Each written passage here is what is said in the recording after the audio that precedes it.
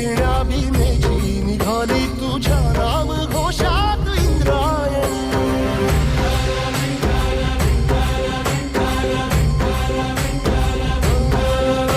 भिडे आसमंती ध्वजा वैष्णवांची उभी पंढरी आज नानावली.